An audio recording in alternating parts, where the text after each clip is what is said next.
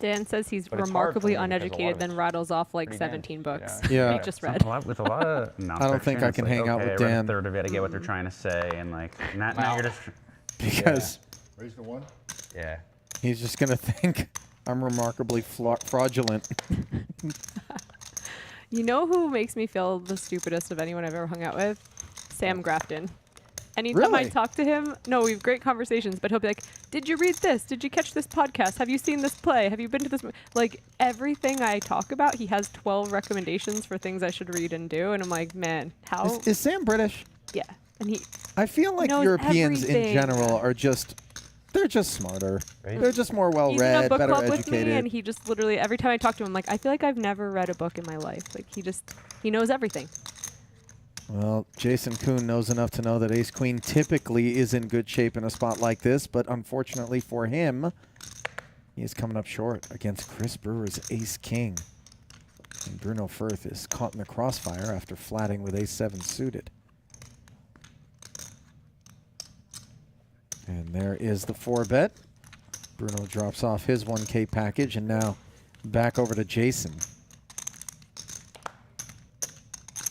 And when you've chosen to play Ace-Queen like this, Jamie, you understand that a decent percentage of the 4-betting range includes the pocket kings and the Ace-King in this spot. Now, granted, we block the aces and the queens, but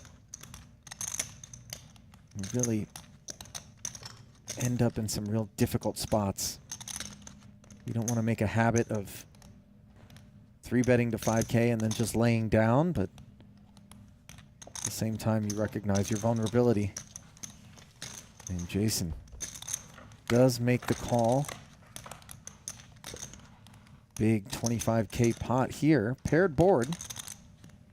So some possibilities for Koon to chop.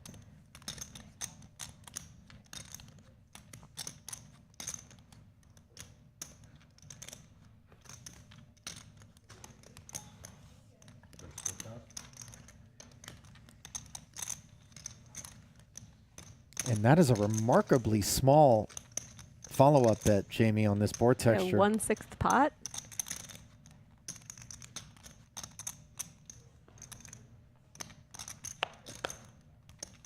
And Koon is sitting on just 22K, so that could be part of the reason. Wow, and just let's go. Like just over the raise and the call.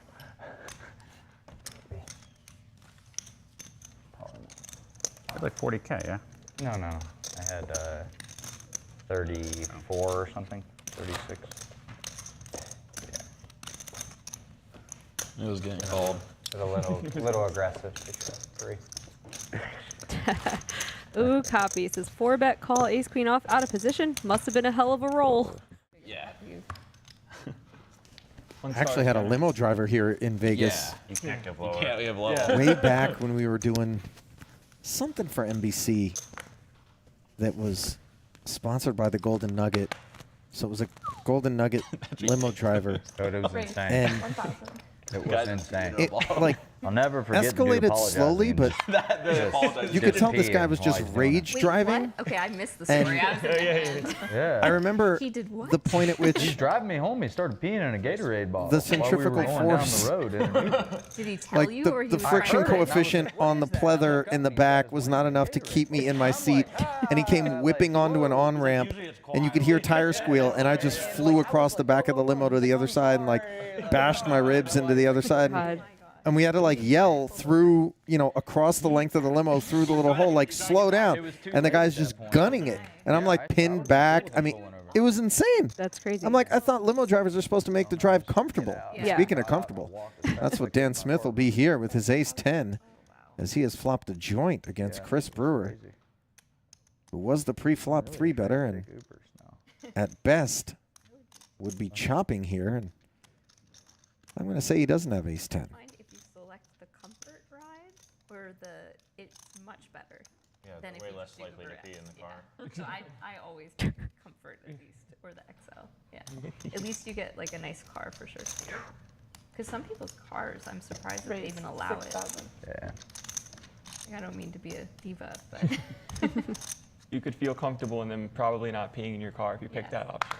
if you pick that. Exactly. Especially like you bust out of a tournament, the last thing you want to do is get into like Yeah. a disgusting car or something. Yeah. Smith check raises 1,000 to 6,000. Taking a page out of Brewer's book as far as sizing is concerned. A little meaty. It's so quiet. It's kind of peaceful. So quiet. I could hear you peeing. Yeah. You don't have to apologize, though.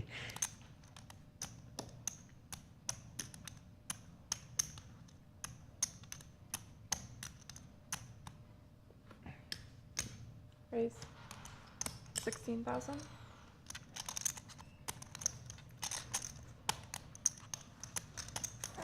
What do you think Brewer's got here, Jamie?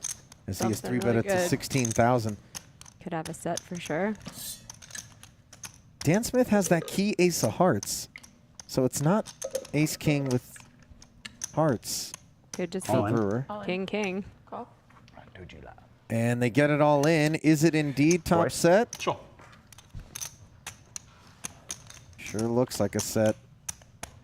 Ooh, 2 pair. Oh, top 2.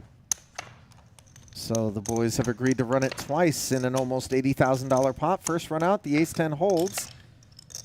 And second run out, outs to a chop, but instead it's another Can I scoop. get So 50 more? Chris Brewer will ask for another 50,000 as Dan Smith polishes off his stack. So dumb. It's just short-sighted and dumb, but private games rub me the wrong way too. I don't know what the answer is. Private games can be pretty phenomenal, though, if you're on the inside. Yeah. If you're somebody who does get the invitation, oftentimes Yep. they can just be so juicy. Speaking of juicy, that's an Ali moment. Speaking of juicy. Yeah, the Sultan of Segway, Jamie Kerstetter. Landon really hasn't been on the winning end of these confrontations with Bruno Good when he bluffed me. for the better part of this session, and he is certainly in bad shape here as Furth has the goods. And see, the problem is that I mean, I can't have black you king start to against get into you. your own head It just when seems somebody like holds over you, and it seems like they're 4-betting and 5-betting and they're picking on you. 7-7, 2 hearts. Yeah, 6-5. Turn And then you 6-5, look up bluff and you see good. flamingos and a Bluff mohawk, and black you're just queen, like, actually bluff with This it. guy. yeah, he's definitely picking on me. I'm Yeah, not I've bluffed folding. before. You have bluffed. I just feel like that one's kind of be a So the pretty 4-bet to 9,500 does get called by Landon, who You're just would like, love not to that see big of a bet. a 9 Kind of same scenario there. It's like on whatever, this flop. 90% pot, take my money.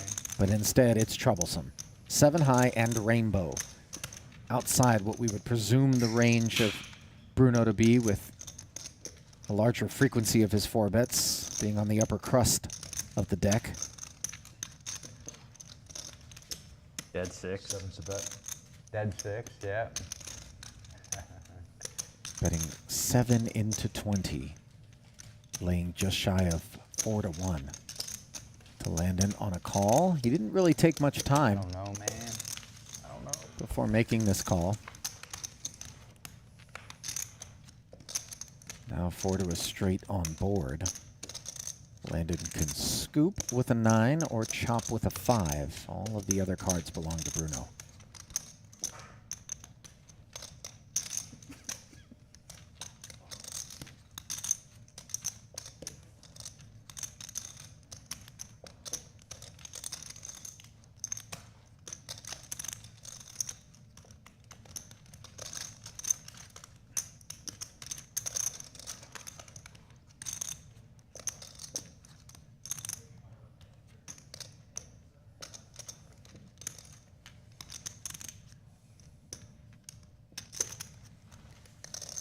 A bit of 17-5. And Bruno fairly confident that Landon's calling range after that 4-bet doesn't include any of what's out there. Decides to barrel again, 17,500, targeting those other overpairs.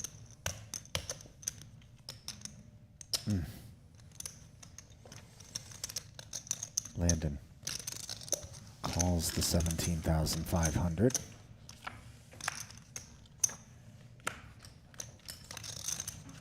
And that's not going to help him get away either.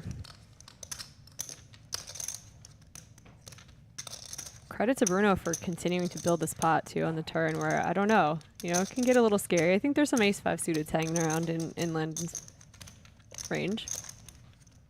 What do you think about that? Or is that getting folded? They're only 70k deep.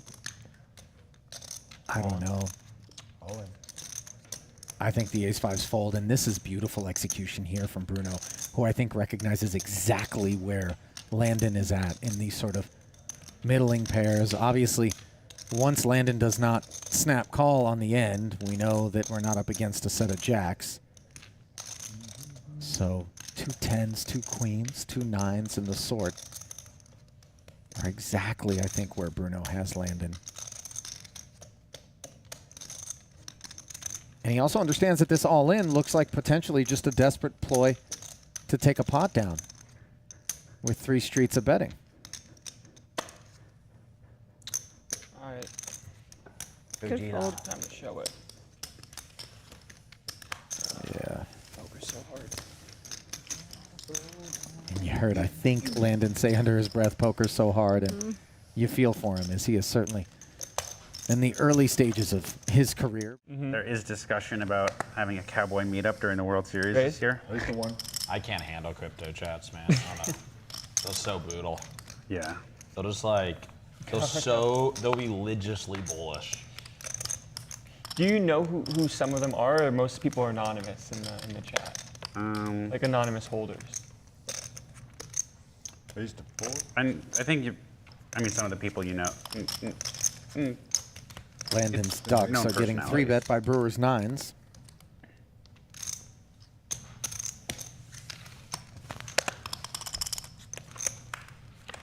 But yeah, crypto people are. He'll grab his orange hat and vest, but come More up of the story. short as 2 hearts, 2 trades, and a 10 show up.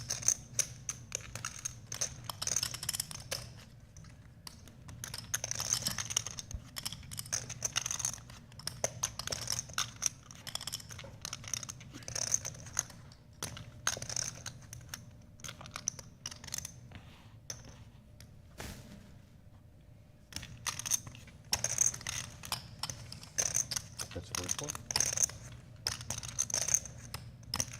Half pot. Exactly. From Chris Brewer. Landon with the pair. Wants to see what's going to develop.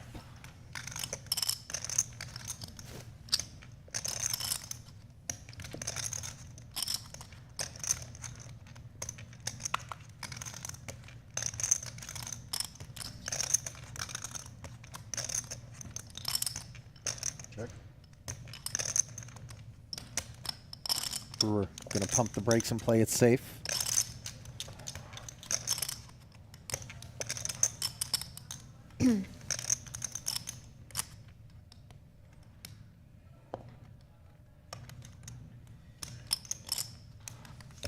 That's 8. Now an $8,000 bet from Landon. In turn, applying pressure to Chris.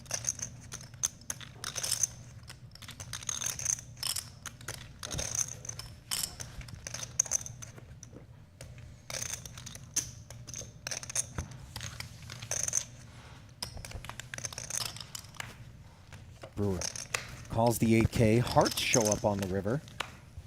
Check.